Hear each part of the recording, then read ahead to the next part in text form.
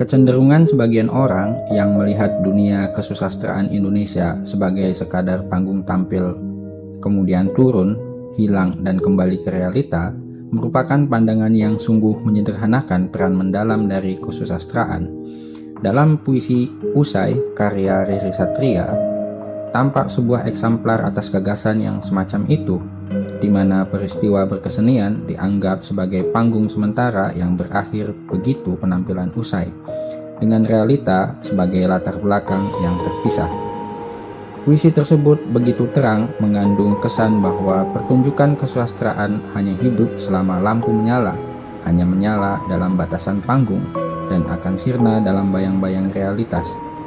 Pandangan tersebut jelas tidak menggambarkan substansi dari kesusastraan Indonesia, di mana dalam dunia kesusastraan Indonesia adalah mestinya terdapat komunitas yang hidup, yang terus-menerus membentuk visi, berefleksi, mencipta, dan beraksi dalam bentuk kritik budaya yang jauh dari sekadar panggung belaka.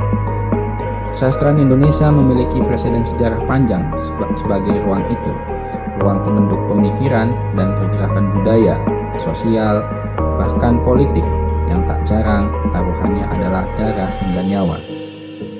Pada masa kolonial, sastrawan Indonesia telah memanfaatkan tulisan sebagai medium perlawanan dan penyadaran, menyuarakan suara-suara kritis yang menyatukan pemikiran kolektif untuk melawan ketidakadilan kolonial. Sejak saat itu, kesusastraan Indonesia telah berkembang menjadi suatu entitas kolektif, menjadi ruang bagi sastrawan, budayawan, pemikir, dan aktivis untuk menyuarakan pemikiran mereka dalam berbagai isu sosial, politik, budaya, hingga ekologi.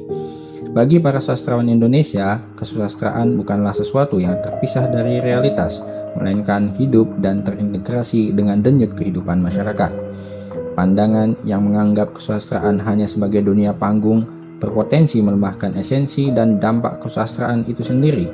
Kesusastraan bukanlah semata-mata sarana hiburan yang dihidupi oleh lampu panggung dan lenyap begitu sorotan padam.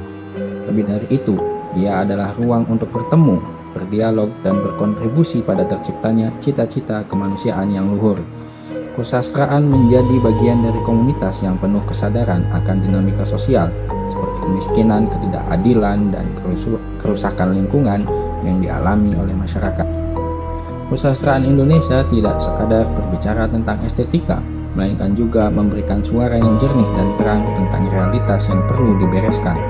Bukan misalnya, banyak terjadi juga memoles-moles kenyataan dengan gincu-gincu estetisisme palsu yang menciptakan kesadaran dangkal, misalnya dengan visi-visi yang menyokong program rezim yang sudah jelas rusak dengan optimisme yang naif. Dalam komunitas kesusastraan Indonesia yang lempang pada kebenaran, para sastrawan hingga pegiatnya tidak sekadar menciptakan karya untuk dipertunjukkan dan kemudian subjeknya hilang dan lepas dari berbagai tanggung jawab sosial. Mereka berkolaborasi untuk memperluas visi bersama, seperti halnya Khairil, Pramudia, Rendra, Wiji, hingga Saud Situmorang, yang karya-karyanya tidak hanya dipandang sebagai karya estetisisme belaka, tetapi juga sebagai perlawanan terhadap penindasan serta pembodohan. Dengan tumpah sepi dan pikiran, mereka melihat kesusastraan sebagai medium yang hidup dan memiliki daya untuk merekonstruksi struktur sosial yang mandek, membeku sekaligus hegemonik dan memenjarakan. Melalui tulisan, mereka membangun dan membangkitkan kesadaran serta solidaritas di kalangan masyarakat, menciptakan ikatan kuat yang membentuk komunitas sastra yang, sekali lagi, tidak sebatas untuk berpetualang dari panggung ke panggung. Untuk misalnya sebuah hiburan intelektual atau pelepasan penat di waktu luang belaka yang tidak lebih nilainya seperti sebuah wahana liburan bagi anak-anak usia pra-dewasa. Lebih jauh lagi, kesusastraan Indonesia yang berbasis komunitas memungkinkan adanya kritik budaya yang relevan dengan berbagai krisis yang dialami oleh kehidupan nyata masyarakatnya.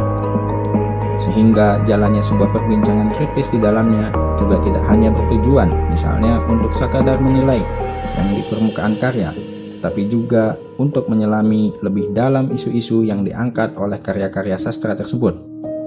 Oleh karenanya, perbincangan karya sastra Indonesia tidak heran jika pada akhirnya berfungsi sebagai pengingat dan pendamping kesadaran kolektif dalam menghadapi isu-isu krusial yang sedang berlangsung, seperti ketimpangan ekonomi, degradasi lingkungan, hingga masalah identitas budaya di tengah arus globalisasi.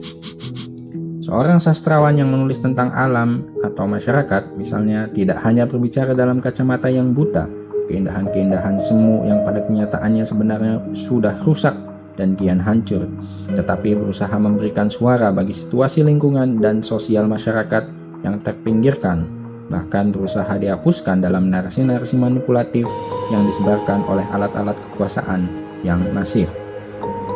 Pandangan yang menganggap dunia kesusastraan sebagai sekadar panggung yang akan ditinggalkan begitu pertunjukan selesai, jelas merupakan pandangan yang simplistis, bahkan cenderung bisa menyesatkan jika kemudian itu diamini oleh banyak kalangan. Pandangan itu seakan-akan mengabaikan berbagai kontribusi dan peran nyata kesusastraan dalam membangun budaya kritis, hingga secara nyata telah membangun sebuah subculture kebudayaan tersendiri di Indonesia yang memiliki denyutnya yang khas. Keindahan puitik dibuat bukan hanya sekadar untuk sebuah dekorasi, tetapi ia juga memberikan sebuah pengajaran tentang kondisi realitas yang benar, sehingga kesusastraan memang sudah semestinya memainkan peran sebagai pemandu, pengingat, bahkan sebagai penyatu jerih payah sungguhan milik masyarakat yang sebelumnya tersembunyi, bukan kabar-kabar palsu yang menipu. Dan dalam hal ini tentu bukan pula sebatas hanya sebagai mangkuk muntah ruah melankolia picisan belaka. Non solum decorat sed etiam instruit, es poesis libertas et liberatio, non fas paquae melancholiae.